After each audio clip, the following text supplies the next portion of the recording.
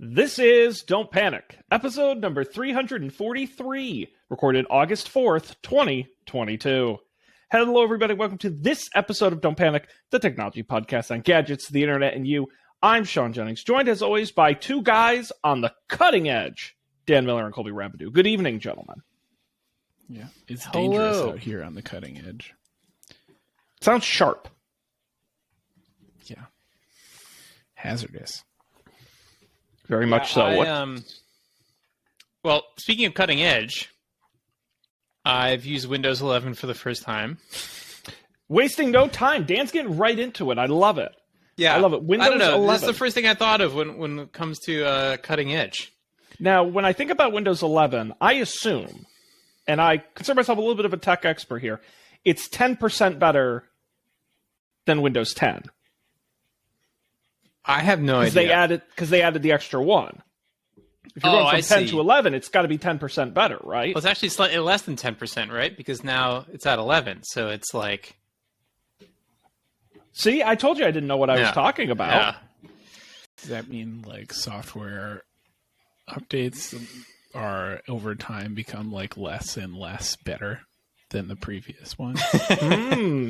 Well, isn't Chrome like over version 100 or something? So there's got to be really yes, incremental 103. updates. Wow. Maybe there's something to this. Downloading an update right now. Maybe it's 104. Uh-oh. Windows 11, that's exciting. How'd you like it, Dan? Yeah.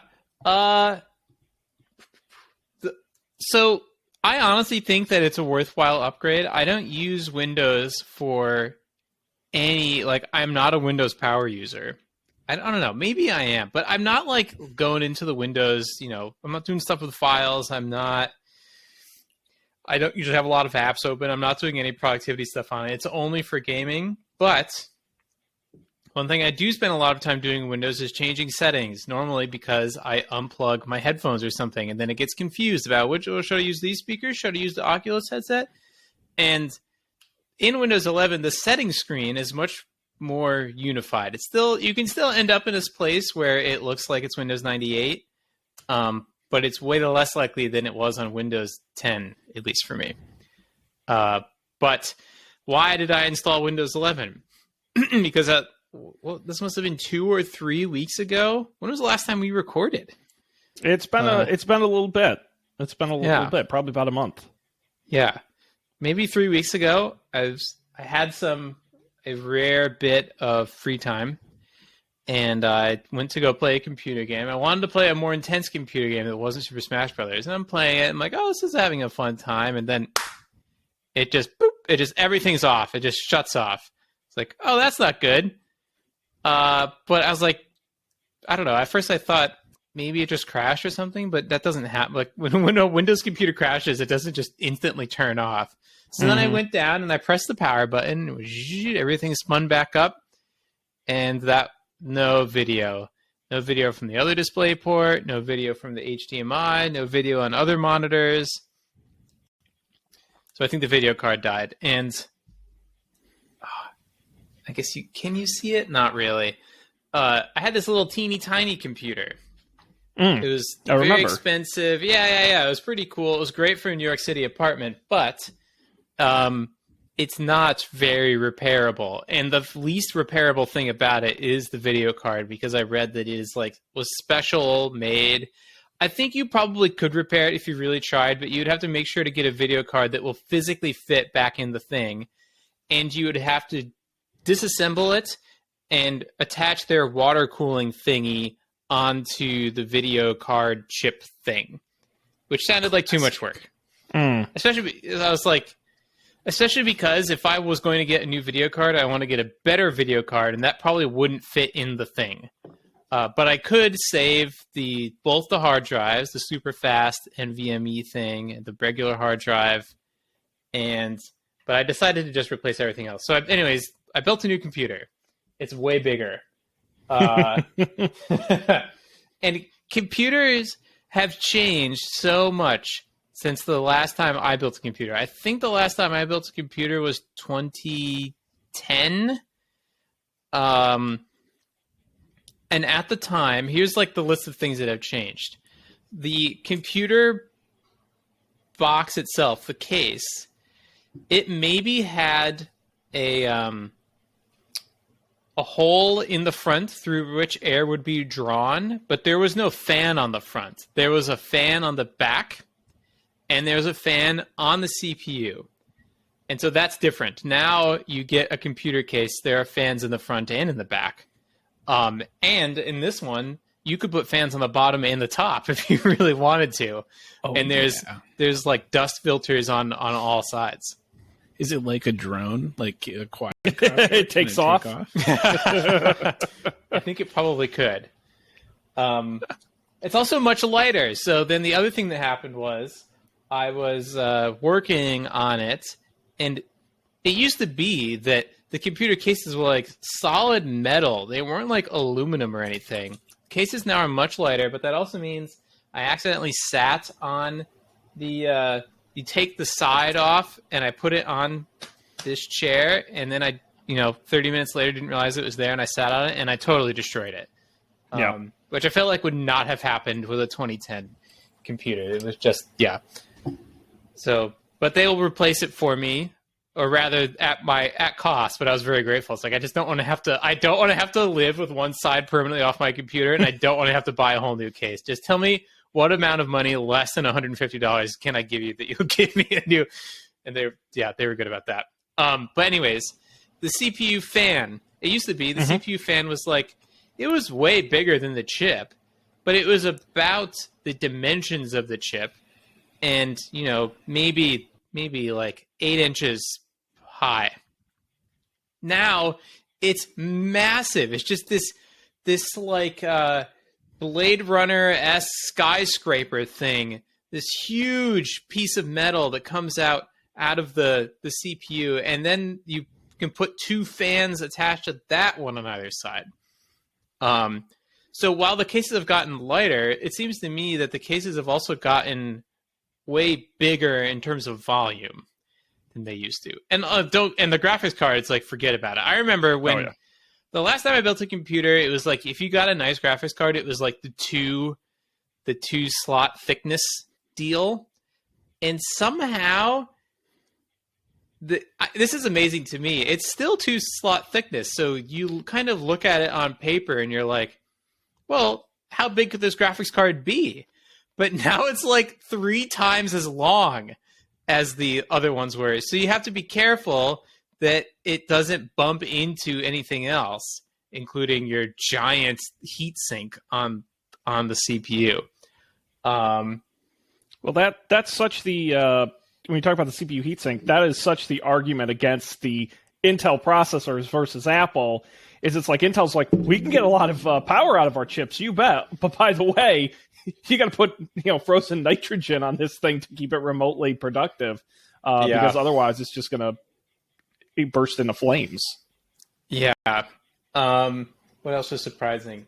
No hard drives is like, back in the day, hard drives and the disk drives would take up so much space, but now the entire front of the computer is just empty. So it's like, really the entire computer is just the motherboard, which is kind of cool.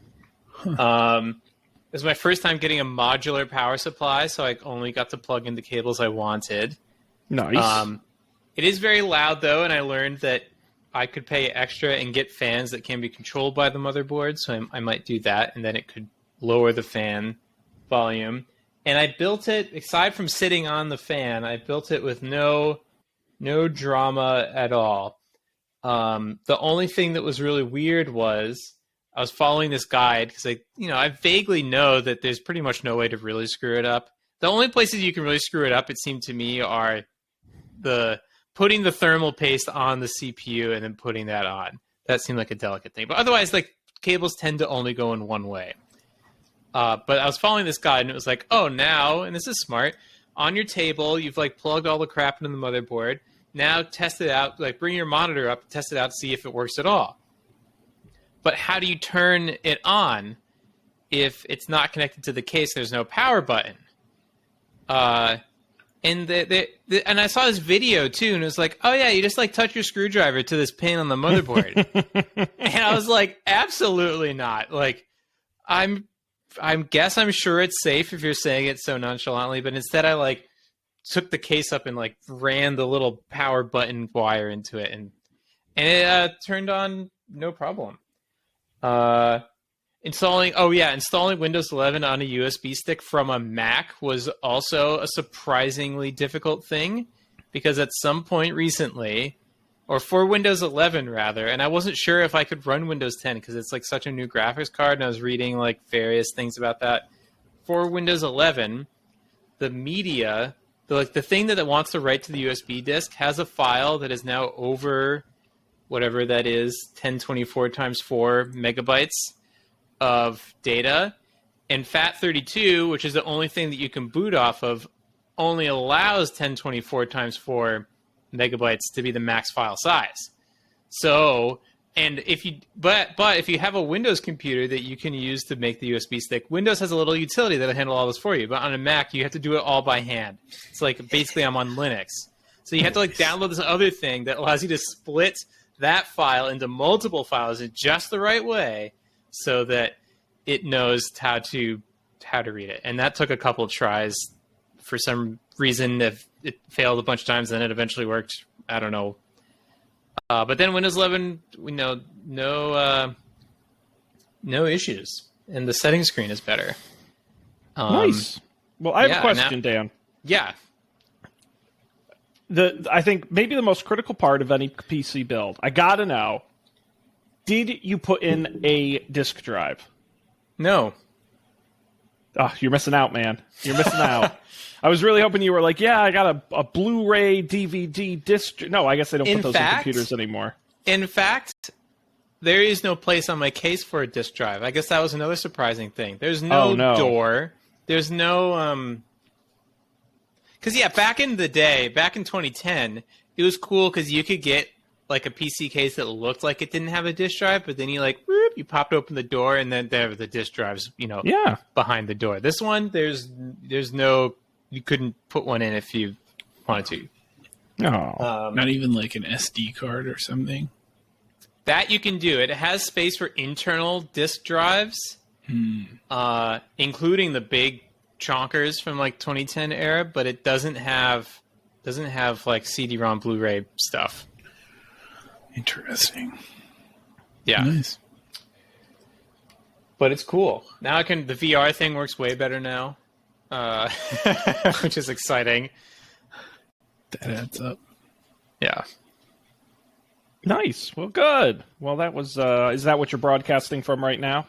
No, because I have all of my audio stuff on the Mac because I use it for work. I could now that I have the studio display, I could put my old webcam on that, and it would work. The next thing I'm considering, besides new, quieter fans, is 4K monitor for gaming, which supposedly... Yeah. Oh, and by the way, the graphics cards, it just magically, like in the past month, you can buy a graphics card now. If you want one, you can buy one. Oh, baby. So I got like this... I got to my idea, to my perspective, as much money as you can pay for a graphics card before like the dollar per gain ratio starts to go way down. So I got like the 3080, the special version of the 3080. And from my reading, I could do like, ultra high settings, everything, 4K, 60 frames per second stuff. But I only have one of those, what do they call it? 1440p? Is that the thing that's slightly above 1080p? Like the Thunderbolt display was this as well. Now I'm like, oh, should I do that? But then you start to get into that area, and it seems like much like how on the Mac, like before the Studio Display came out, people wanted a 5K display and no one made one. And my understanding was that people were making 4K displays for gamers. But as far as I can tell, you can't get a 4K display you can't get a display that is 4K, fast refresh rates, and HDR. You can get 4K fast refresh, you can get 4K HDR, you can get fast refresh HDR 1080p, but you can't get all 3 yet. And so I'm wondering if I shouldn't just wait for that, because like HDR makes a big difference on my regular TV. I feel like if I was going to get a monitor, I should get HDR. It's also, we've had HDR on TVs for so long. Why don't we have true. HDR monitors? Well, my question would be, like, of those 3 things you listed, maybe even if you're just looking between the 4K and the HDR, it's like, how different is a 4K monitor without HDR versus a non-4K with it? Like, do you really need both? Or is just a regular monitor? I know. None of this is about need. And that's why I was going to push you, Dan, because I think now I'm going to issue a you should buy challenge. And I think we got to get Dan one of those ultra-wide curved monitors for gaming. I saw some of those, and it just feels like it won't ever be as supported as 4K, because there will be 4K TVs and games will be like designed for 4K, and I feel like games will not be designed for whatever the heck that, WQHD or whatever that standard is. I feel like at one of my old jobs, a bunch of people had those for work. Oops. And it was, it seemed weird. It was a lot. I thought it was overwhelming. What are you going to do? Oh, the ultra-wide curved monitor? Yeah. Yeah, and I don't get... why is it curved? Because it's so wide. I don't know. Yeah, I do wonder if like, maybe it's your eyeballs, where it's like at a certain... When it gets long enough, it's farther away from... I do wonder if it's like a vision... Like, peripheral vision thing. Because I wonder. TVs are not curved. But they're not, like, proportionally as wide as a widescreen monitor. They're big, but you don't have to see as far out as a widescreen monitor. Right. I thought there were curved TVs, though. They did. They stopped making those pretty quickly. Do you remember the Samsung TV that was flat and you'd push a button and it would become curved? I think that was at some CES years ago we talked about. But that was extra it would give you a hug. Yes, exactly. Yeah, I'm sure it was a 3D Snuggler. TV too. Yep. Little motor. Sit down. TVs. Well, excellent. Have you started playing anything on the new computer yet? No. Much like with the PS5, I went through this whole process, and then I'm like, now what? And what is nice is that all the games I was playing, like the one that eventually fried my graphics card, now work no problem. So, like, I guess that's a benefit, but it's not like I do think that it made a big difference with the Half-Life Alyx game with the Oculus headset. Like, that always felt like a little janky, and sometimes it would slow down, which is not what you want in VR if it just pauses. Now it doesn't do that anymore, but I feel like I haven't yet gotten to the point where I'm like, oh, well, now I have this graphics card, I can do X. Because like with console gaming, I don't think people have made games for the 30XX graphics cards because no one had them. Which is then I was like, oh, maybe if I get a 4K monitor, I can actually like push it. But it's like, maybe I don't need a 4K monitor. Maybe all I need to do is wait for someone to come out with a game that like really looks cool. Yeah. Right. Nice. Well, congratulations. I know you weren't the only one who got a computer. Yes. It's true. I've been waiting for a long time to replace a lot of my technology products. And finally, the M2 MacBook Air seemed like the thing to do. Laura and I got a couple of M2 MacBook Airs. I woke up at whatever, 8 a.m. to order it. It came a week ago or something, 2 weeks ago. It's great. Nice. I got the midnight one. It is a little fingerprinty. Like all of the computer is fingerprinty now, not just the screen, which is fine. It looks cool. It I don't know. It does the thing. I did compile something once and like max out the CPU, and it was kind of slow, but I don't know. It was fine. I don't know if it was slow. I mean, was it slow? Like, yeah. Right. It seemed to be doing fine.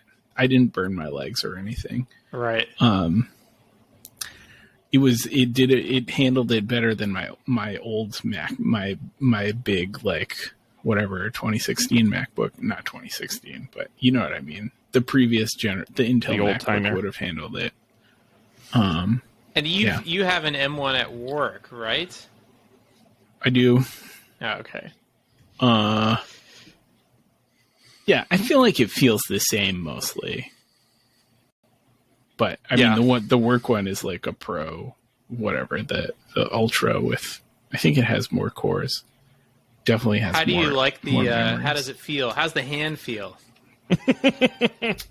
It's good. It's honestly, it's exactly like I have the 14-inch or whatever, like, work computer, and Laura got the space gray MacBook Air that matches, and it's like,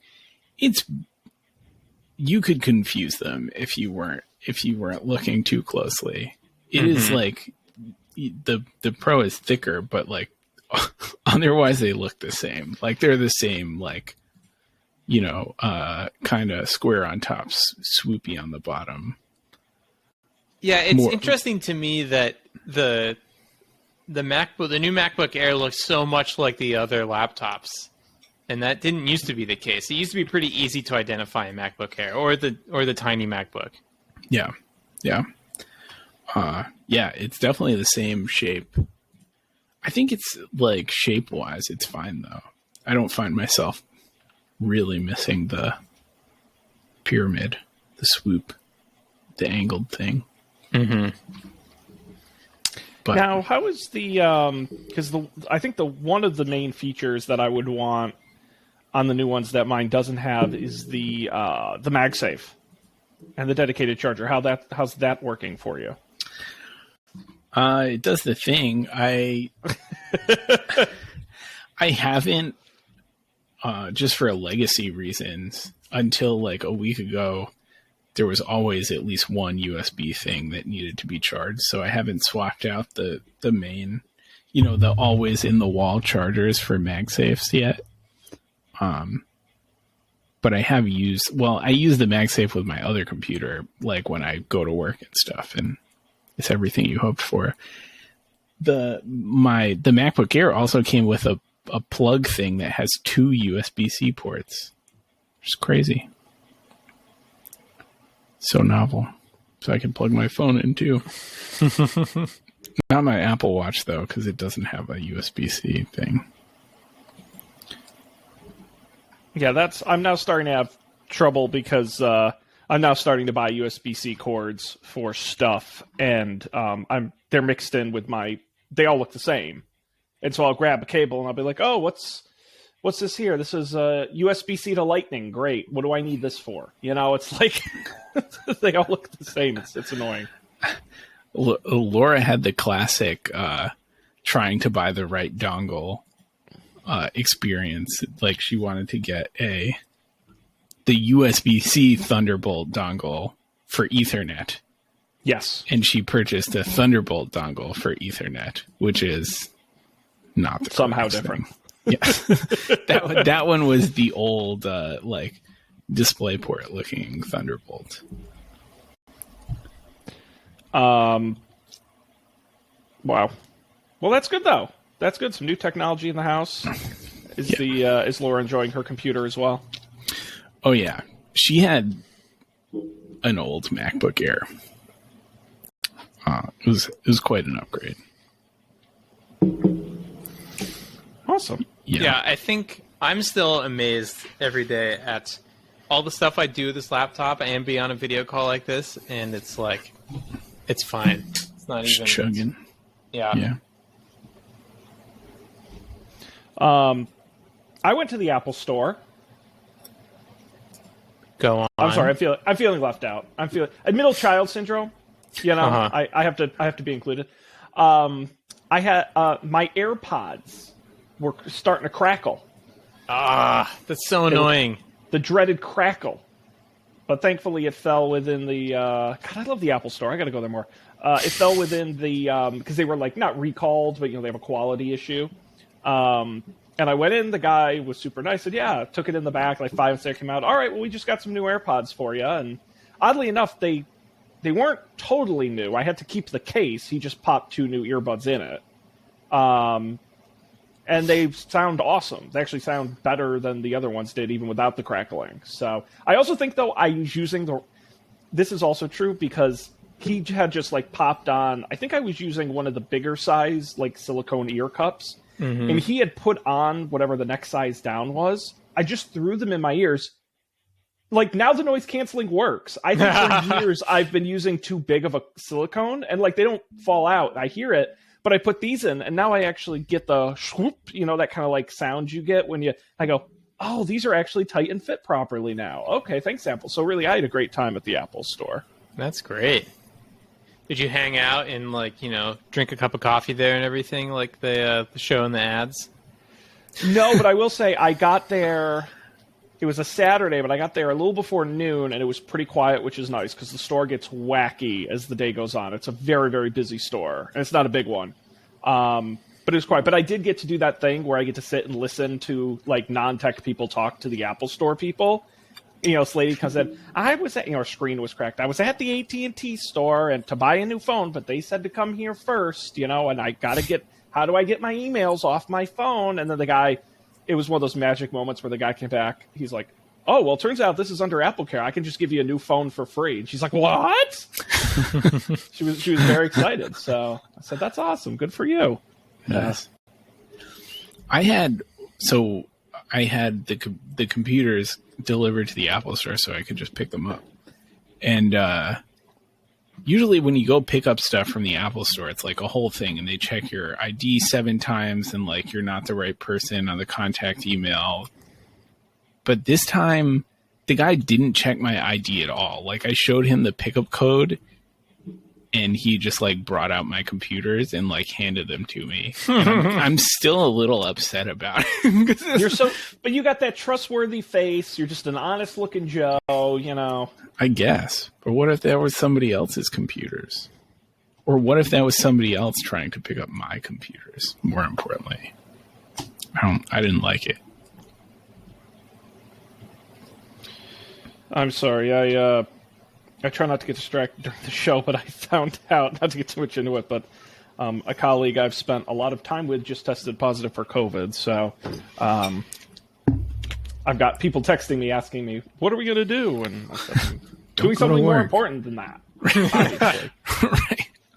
Get a COVID test.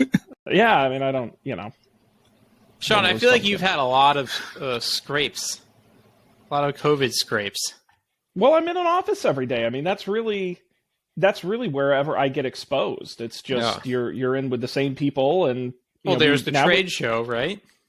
Yeah, the sales meeting was bad, and actually, I'm going to start traveling. I got a trade show. I got to go to Charlotte right around September 1st for a couple days. I got to go to Columbus, Ohio in September, Vegas in November. So I'm going to start traveling, which I don't really want to do. But the other problem is a lot of people are traveling to my office where I work. I don't have a choice. They're flying in from all over. We had a bunch of new sales guys from across the country who were in town, and it makes it a lot harder to avoid, unfortunately. Vegas, baby. You've been to there before, and didn't someone ran into your car in the parking lot or something? Am I remembering this story correctly? Dan, you see, and that's why I like you, Dan. You're a good listener. Yes, I was driving through the Las Vegas Convention Center parking lot, and a woman... when you're like parked in a spot, I know you guys aren't drivers, but you're parked in a spot and then the one like in front of you is empty, so you can kind of pull through it and drive straight out. She did that, but when she drove through it, I swear to God, must have put the pedal to the floor because she hit some mad acceleration and just blasted right out and didn't see me coming, and hit my rental, yes. And then did not want to exchange information. She's like, oh, it's fine. It's just a little scrape. And I'm like, even if I thought it was just a scrape, it's a rental. And I'm here on business. So you picked the wrong car to hit. Yeah, I was trying to explain to Lena why I feel more protective of rental cars than my own car. Yeah. And objectively, I think she's right. It doesn't make any sense. or does it? Like, I don't know. What is your take on this, Sean? Why do I feel this way? Oh, you absolutely should, because again, a big corporation like a rental car company is going to nickel and dime you and rip you off on every little bump and scrape and whatever. No, I absolutely. Now, if you're traveling for business and you're covered under your company's insurance policy like I am, I didn't have to do a goddamn thing. The company's insurance handled all of it. That's pretty great. But if you're renting on your own dime, under your own insurance, yeah, I agree. I would be pretty darn careful. Yeah. Just seems like they're going to give you a hard time. Like there's another company in the mix that's going to give you a hard time. Like the insurance company is going to give you a hard time, and the rental company is going to give you a hard time. It's not what you want. Yeah. Yeah, I think especially what I found is if you're renting like from an airport, they usually don't care as much. They have so many vehicles coming in and out. But if you're renting from like the small town, like standalone enterprise dealership, where they have nothing better to do than try and find problems where there aren't any, that's when you got to be really careful. Oh man, did I tell you the time we tried to rent a car from the Meriden, Connecticut enterprise with Lena's UK driver's license? No, but that sounds very funny. This went all the way up to like the Northeast regional manager. It was like a 2-hour ordeal to get this car rented. It was the lady's first day. She was the only one in the office. She had no idea what was going on. She's like paging through this giant book looking for a UK driver's license to figure out what code to type in. She can't find the code. She calls people. It's on hold all the time. No, yeah, it was. Yeah, don't go to the small rental car company. No, they don't know. Although I will say, the only time I've really done that was when my car was totaled and the insurance paid for it. And that was nice because I didn't have to do anything. I just show up and they give you the keys. And so that was pretty seamless. But I was going to say, I'm actually thinking about trying something for my Vegas trip I've never done before. Are you guys familiar with Turo? Yes. Have you ever used Turo? Yes, once. Okay. Remember, I rented the Tesla in Washington last year, and I reported back on the show. We used Turo for that. Oh, that's what. Right. Yes. No, I'm thinking because we need. Last time we were in Vegas, a Ferrari for photos. It's just business. It's for my job. I wish. Going down the Vegas Strip in a Ferrari. No, I'm picking up chicks. No, I was going to say I almost forgot that last part. That's pretty important. No, the issue is I had to rent the world's biggest SUV last time because we crammed like 9 people into it. Well, on Turo, you can rent like a 12-person van for like a really reason. So I think I'm going to rent like a big passenger van. And if not, like a straight minivan.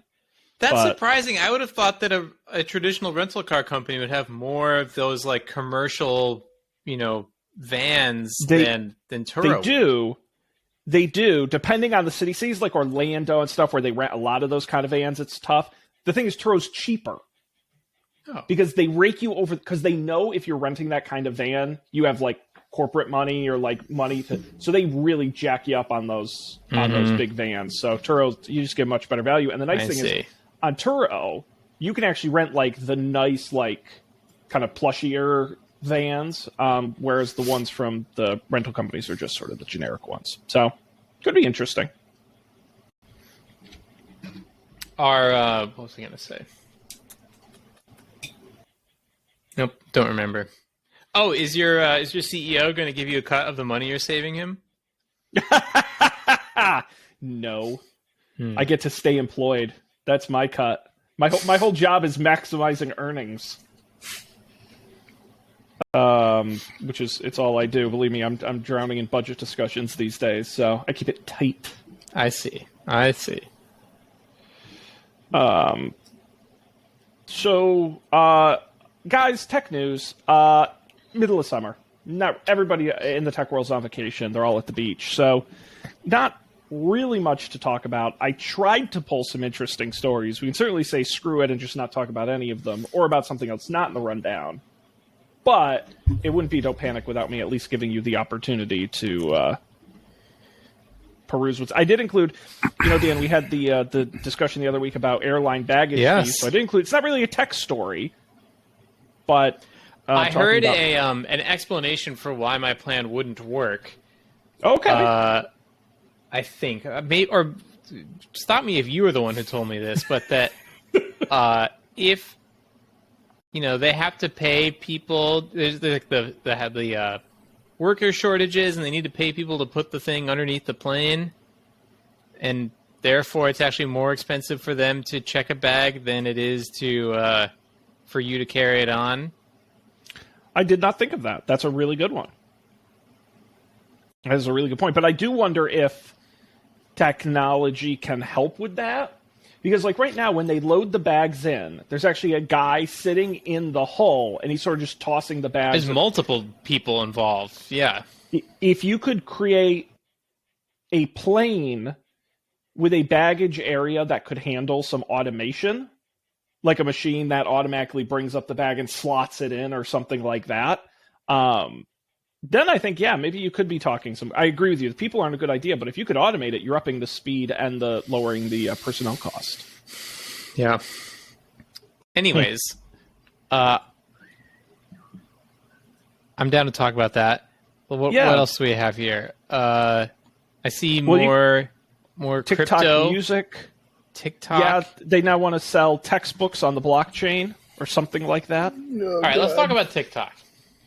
Let's talk about TikTok. TikTok, you don't stop. TikTok might be working on a music service, ? TikTok has gone and filed a trademark application for the term TikTok Music. The service would let users purchase, play, share, download music, songs, albums, lyrics, live stream audio and video, edit and upload photographs as the covers of playlists, and comment on music, songs, and album. That's basically all we know right now. Is that... TikTok may be getting into the music game. I just think it's interesting because obviously music is such a big part of how that platform was built, and how music is used in the content, that if a built-in base, if TikTok Music were to roll out, would it be an immediate competitor to a Spotify and Apple Music? Do either of you use TikTok? No. I have gotten suckered into caring a lot about the Instagram like Reels version of TikTok that kind of works the same way. Oh, interesting. Where it's the continuing video feed and you flick through them and stuff like that. But I have not made it to TikTok yet. I haven't either. Should we take the TikTok challenge? Oh boy, that's tempting. That's tempting. No, really, it's because no joke, I have wanted to do it. And what's scaring me off is, I don't want to start on that's kind of what I like about the Instagram Reels, is they already know what I like. I don't have to start from scratch. And by the way, they're now my entire feed, I think if I pulled it up now, I'd probably do it. My whole feed is now just walk dogs, Disneyland, and tours of RVs. Where they just walk around and show the new RVs. And tours people of RVs. Yes, because I love RVs, and I've been dreaming lately of a future where I live in an RV and drive around the country. I thought you said tours of Arby's, the restaurant, big beef and cheddar Arby's. I mean, honestly, if someone had a channel where it was tours of Arby's restaurants, honestly, I would kind of. I mean, it seems like a thing that you would be into. Nice. Yeah, it would be pretty cool. So, no, that would be the TikTok challenge I would want to do, is we create an account, each of us create an account, we use it for a month, and then we swap credentials. And I have to, watch Colby's channel, and Dan has to watch my channel. That would be an interesting challenge. Yeah. It's interesting. High stakes. And by the way, Dan, I thought of you the other day. I think you're the perfect guy to buy an RV and live out of it and drive around the country. That seems such a Dan thing, right up your alley. Yes.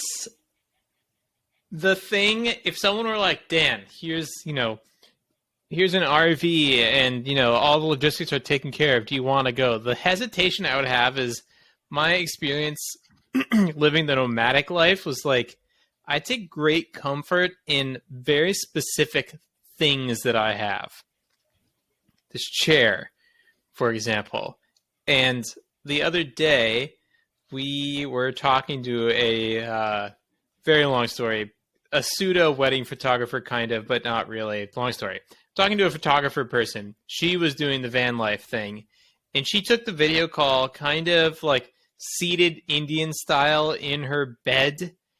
And I was thinking the whole time, I was like, oh man, like, what a pain it would be to run a business out of a van if you don't have chairs. And, never mind a comfortable chair. I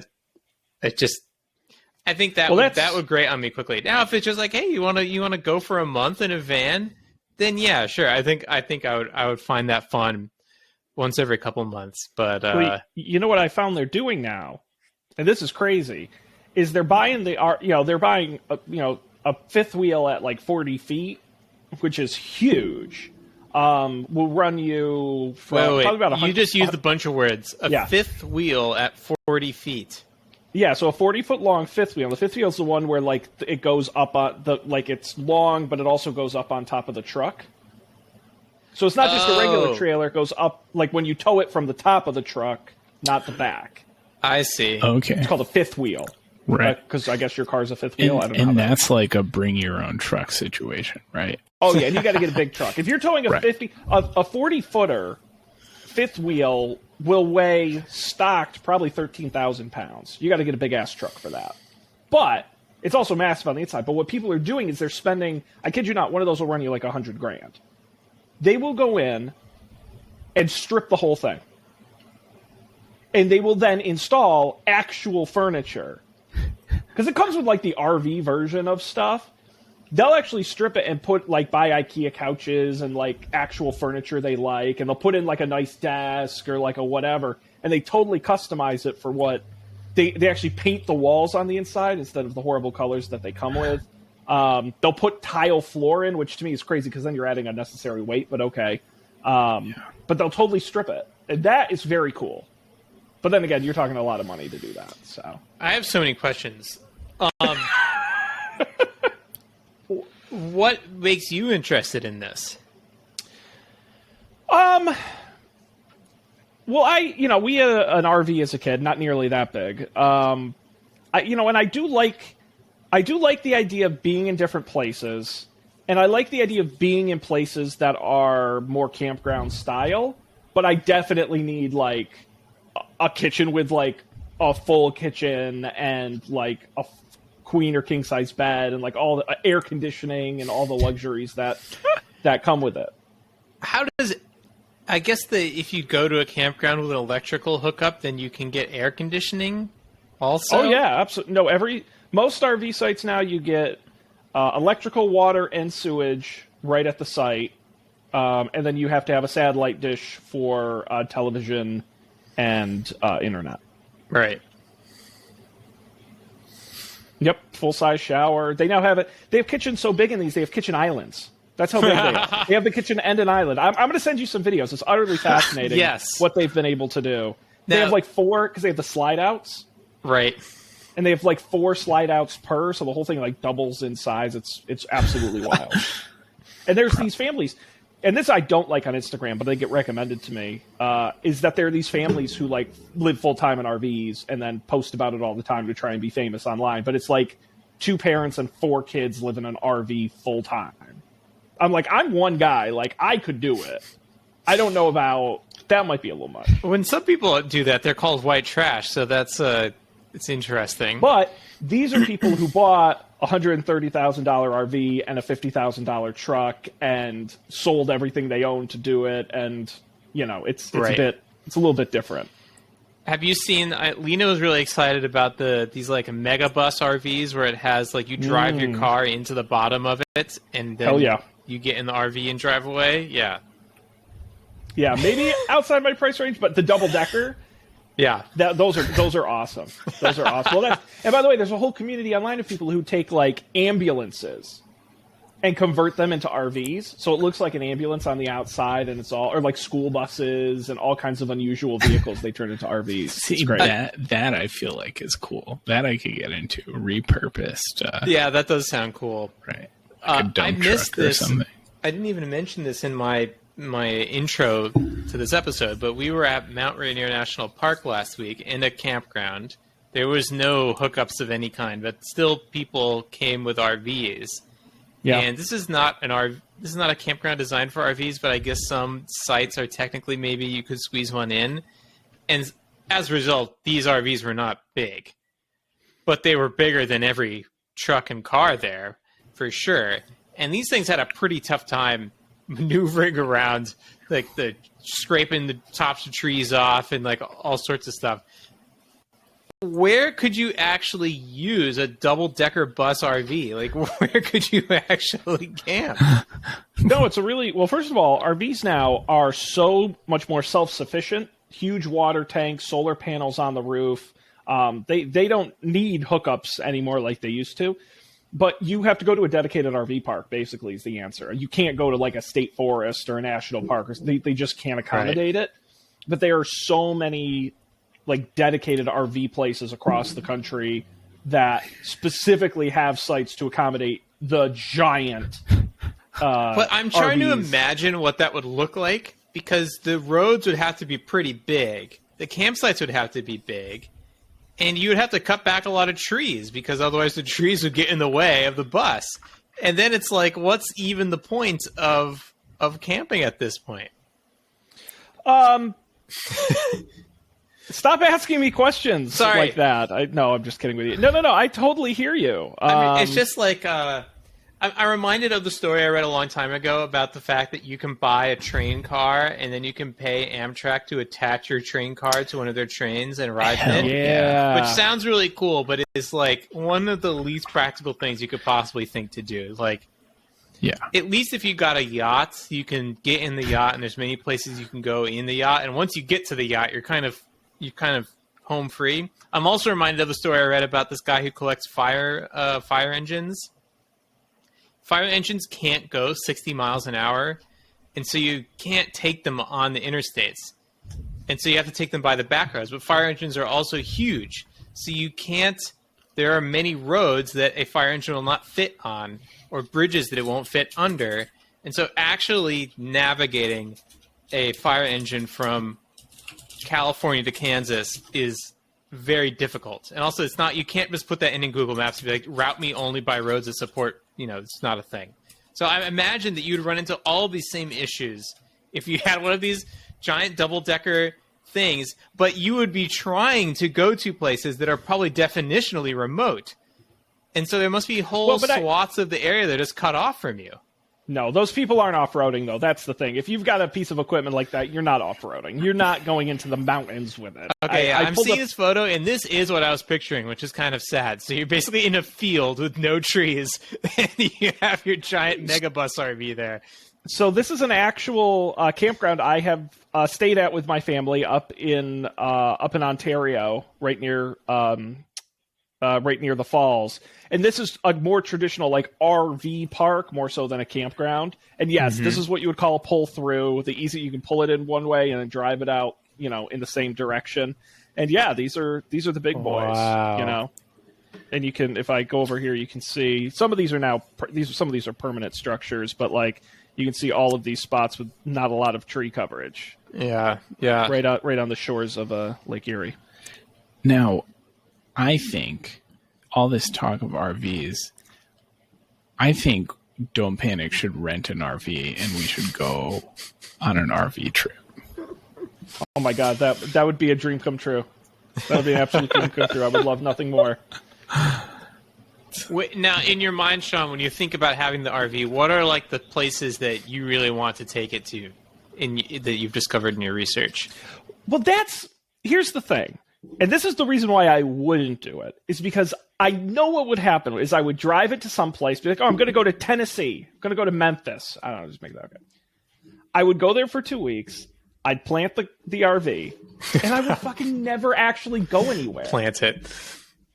To set my ground. And I don't think I would ever get around to actually doing any fun, interesting, touristy things. That's the downside, because I don't do that now in any of the places I've ever lived. So I think it's just more of just something different to do. Do you like the engineering challenge of it?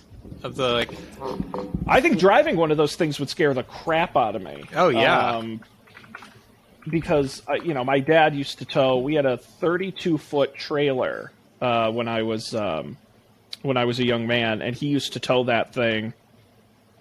I'll share my screen again. I don't think this is a particularly practical example, but this shows you an idea of. I mean, that's I think probably a world record right there. They're not all that long. Wow! But you look at the size how of big some is of these. too big? Yep. This is well, you got to get the giant truck to tow the thing. I've seen those. I feel like I see something like that pretty regularly. Yeah, you get the triple wheel. Well, they're becoming more I don't know popular. about triple wheel, but They're becoming more popular for sure. But like I said, this is an example where it has like a kitchen island. I mean, this is like Damn. it's like a house. It's nice. Does seem nice. You know, where it's got a whole living area, it's got a whole kitchen, bedroom, bath, 1.5 bath. You know, so I don't know. But then you got to actually buy it and tow the damn. But I was thinking about that. Like, I could get the truck and the RV and pay a much less monthly payment than my mortgage. that's true. I think if you're doing it to save money, I think that's a totally different ballgame. Although there was one of those we travel all the time couples I saw online. They said they get 8 miles per gallon when they're towing with their truck. Oh yeah. Oh, So yeah. I don't think it's. Yeah, I don't know how cost effective that is. You gotta wait for that Tesla RV. Hey, they have the electric F-150 now. I don't know what the towing rating is on that, but It's probably pretty bad. I'm sure I don't know that much about these things, but like someone was asking me the other day, why do all electric cars not have door handles? And it's because like every little bit of drag. It's true in a regular car too. Like if you remove the door handles off a regular car, your gas mileage would go up, which I'm confused why they never did this. But conversely, if you have a giant towering structure behind you that you're towing, your drag goes up a lot. Yeah. And your gas mileage goes way down. I have to imagine. 8 miles a gallon. What a deal. Now you can rent RVs. I saw a bunch of rented RVs. CruiseAmerica.com. That was very popular at Mount Rainier. yep, Cruise. yep, absolutely. Listen, man, sign me up. The only thing is, it's we'd all be crammed in an RV, but I think that could be fun. I have two follow-on topics from this. One is that last image you hovered on, Sean, was of I assume it was a conversion of a RV, and it looked very modern inside. But the reason it looked very modern is because literally everything was gray. It's just like a sea of the gray. designs are awful. They're awful. But that is in. You go on Zillow in a fancy area, you're gonna get gray everything, just like slightly off-white gray everything.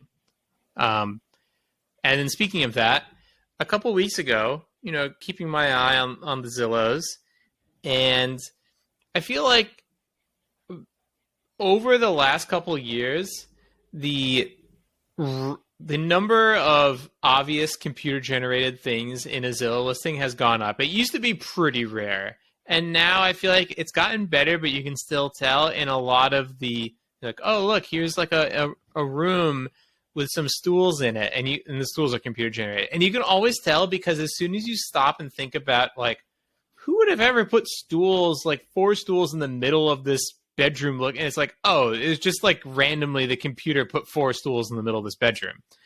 But the other week, I was flipping through the images in one of these houses, and it's, there's a couch and a table. It's like, okay, I see you're trying to show the scale of the thing.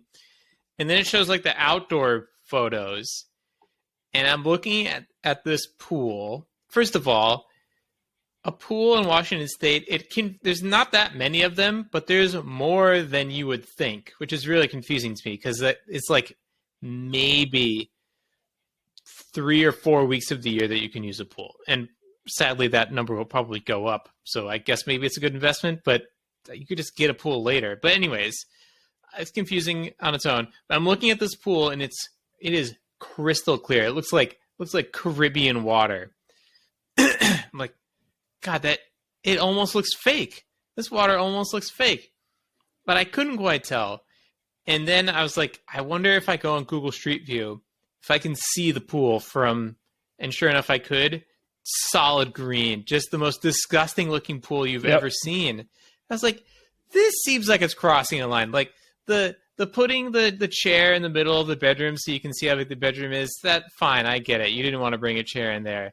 But to completely like to pretend that this is like, oh yeah, this is a totally functional pool. People swim in it all the time. It's like, no one swam this pool for 5 years.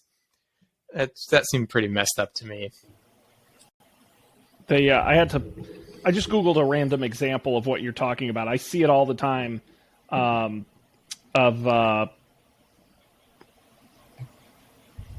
that did not work. The bad Photoshop. That's a bad one. Oh, you can see it. Okay, yeah, but I've seen those where like it's clearly fake. But I will say, as someone who had his place photographed for sale, I learned a lot, and it really is just about how scrupulous your real estate agent is.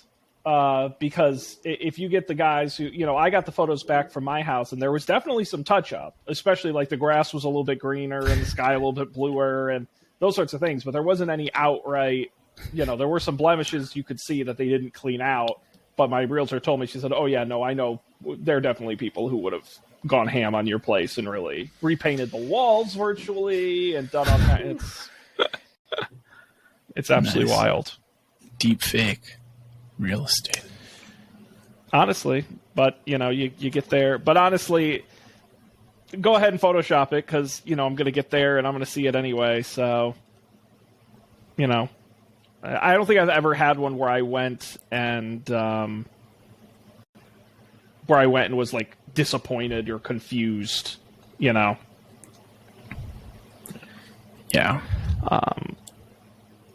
All right, well, guys, why don't we roll on over to Pixland, and then we'll put a pin in this episode. Pix, the part of the show, we just bring something we want to share. And we're going to have Colbster go first this time. I think he's overdue. Hell yeah. Now, I'm pretty sure, isn't this a thing that's been around forever? Yep. So I got a new computer. Had a new computer 2 times in the last year because I got a new work computer too. And both times I got really frustrated with the like email app that I use, Spark, the email app. It's fine. It's like a middle of the road email app what you would expect from an email app. Excuse me. These days, like it's swoopy, it does whatever that one email app back in the day started doing, and everyone copied. Like there's lots of swiping, and it's lame. But every time I get a new computer, there's like this whole rigmarole where there's one account that, like, if you have multiple accounts, it like creates like a sync for you somewhere where if you sign into the correct account, it will add all your other accounts, like without you having to do anything. It's always so hard for me to figure. I can never get it to work. Like I always think I know which account it is, and then I try and sign in and it doesn't work. I got super mad, so I was like, I'm going to try a different email app. And I don't know. I must have seen someone tweet about it or like some link somewhere. I saw some link to Mozilla Thunderbird, which is like the Firefox of email apps. I was like, you know what? I'm going to give this a try. And I downloaded it, and it worked great. It's like, it was easy to get I've never had such an easy time getting my like non-Gmail email connected to an email app. Like it just did it. It had something where I was like, oh, we'll contact your email. We'll like, we have some way to like ping your email provider and just like get the correct settings for you. So I didn't have to do anything. I just typed in my password. And like, Gmail, it did the same. It just connected to Gmail, which was fine. But it like works great. There's no swiping. It's all, it's like an Outlook style email app. But like the keyboard shortcuts all work really well. It like does the thing. It's really interesting because it'll show like, individual emails in the side pane. And you don't really realize how many emails you get, especially at work. Like, I get hundreds of emails a day, and like most of them are, threads. Like, it's some like notification thread from GitHub or something, but like hundreds of emails a day. It's totally mind blowing. But if you are annoyed with your swoopy email app, you should try Thunderbird. I just counted. I got 24 emails today at work. Nice. I'm pretty happy Yeah, with that. I'm with you. I use the Outlook app, and it's pretty miserable. So that's great. Yeah, the Good, UI. sometimes Right, the UI is like, it hasn't changed in probably 10 years, but I think that's fine. Works great. That's fantastic. Cool. All right. Well, Thunderbird, check it out on a computer near you. Awesome. All right. Dan, you've got another great desktop application for us. Yeah, I just learned about this one recently. It is called CleanShot. So this is a screenshot utility for Mac, and it does a bunch of things. But the thing it does that I really wanted when I saw someone use it is you take screenshots. Normally on the Mac, you take a screenshot, boop, and then it goes into the corner, but just for a couple seconds, and then it disappears. This silly. One, you take a screenshot, it goes in the corner, it remains. You take another screenshot, it goes on top of that one and stays there. So you can queue up a bunch of screenshots. They're all there, and then you can drag them into whatever you want to put them in, and then they're gone. Yeah. Wow. Does cost money, but I think it's a one-time purchase, and I think it's worth it. Yeah, it's $29 for a one-time purchase, which really isn't unreasonable. Now, is this this isn't in the App Store, correct? I don't think so. No. Man, I hate my work Mac. Now, here's a real question, Dan. I'm clicking through their pricing page, and I see the pricing is like per computer. Uh-huh. Do they check that? I don't know. I've only installed it on one computer. Sneaky. Wait, does it say that? I see $29 one-time payment. So I clicked under $29 one-time payment. I clicked visit store. And it says one-time purchase. And then below are $29 for one Mac, $49 for two Macs, $119 for five Macs, $229 for 10 Macs. Like how? I see. So if you activate the license on a different Mac, it deactivates it on the other one. So it's not permanently tied to it, but yeah. Well, I'll point something out. I've never heard of this before, but CleanShot is part of it. Have you guys heard of SetApp? No. SETAPP? So apparently, it is a subscription service where you pay, depending on the license, $4.99, $9.99 a month, and you get access to like 200 Mac apps, including CleanShot. Mm-hmm. And Bartender and iStat menus. Yeah, iStat menus. A great list of apps. I've never seen this or used this before, but what's interesting is the pricing on this is you can get, for $14.99 a month, you get 4 Macs and iOS devices. So a definite, if you're doing multiple Mac. Like I said, I literally just found out about this, but this is very intriguing because it looks like there's a lot of really great stuff in here. Interesting. This reminds me of like the Humble Bundle or something. Mm-hmm. Yeah, basically. I see several in here I already use, so might be something to try out, and maybe that'll be a future pick. Again, if I could only install things on my work Mac. No fun Awful. for you. Stuck with default app. Excellent. No, very good. Thank you. I'm definitely going to check that out. I do take a decent amount of screenshots and then have to immediately send them. So I think it's great. CleanShot X or 10, however they pronounce it. All right, guys, I'm going to take us home. You guys both picked great desktop apps, and I'm going to pick a stovetop app.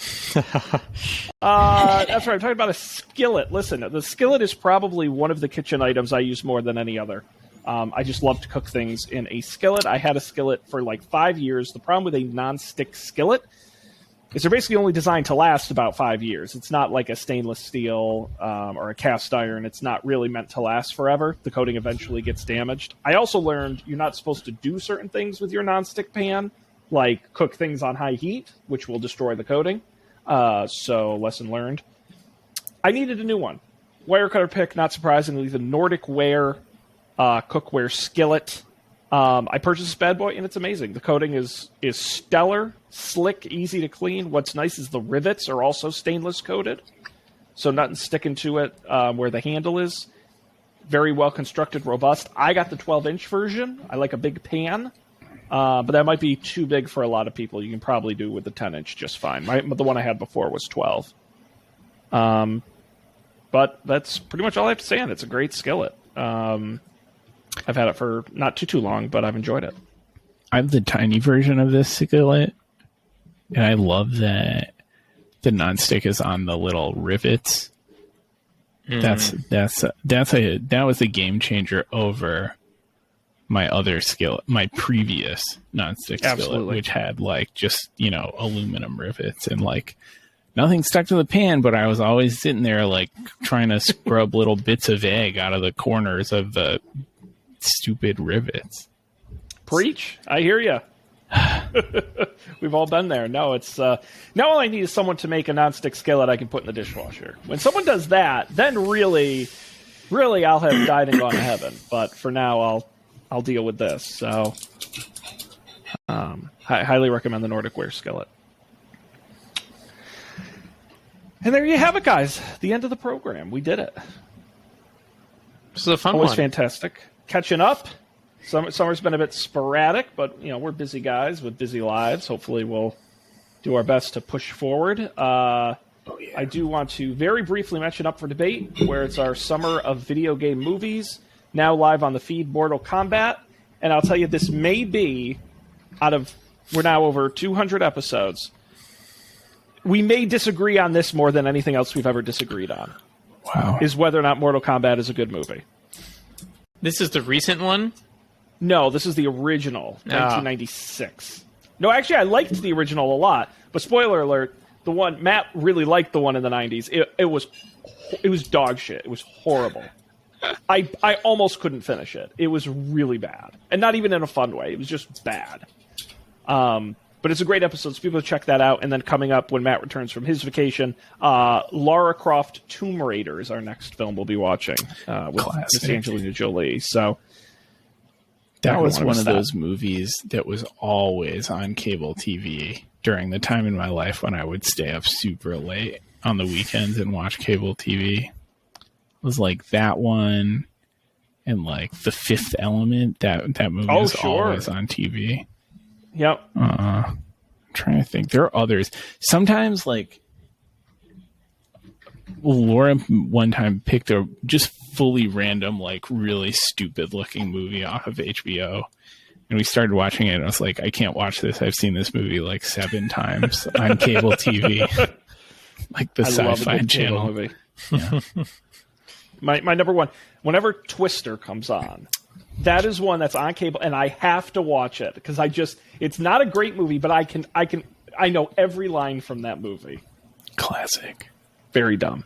So you're going to want to check that out for debate.tv or wherever you get podcasts. Check that out. This show, don'tpanic.io, is the website. We'll have links to all the picks, as well as the audio and video of the show. Of course, you can follow us at Up for Debate TV on Twitter. Email us Up for Debate. No, Don't Panic Show on Twitter. Don't Panic Show at gmail.com. And, of course, subscribe wherever you get podcasts, with the video version being on YouTube. We're going to be back next time with more discussion, tech news, life updates, fun picks, all of it. We will be back on behalf of Colby and Dan. I'm Sean. We appreciate you being here, and we'll see you next time on another great episode of Don't Panic.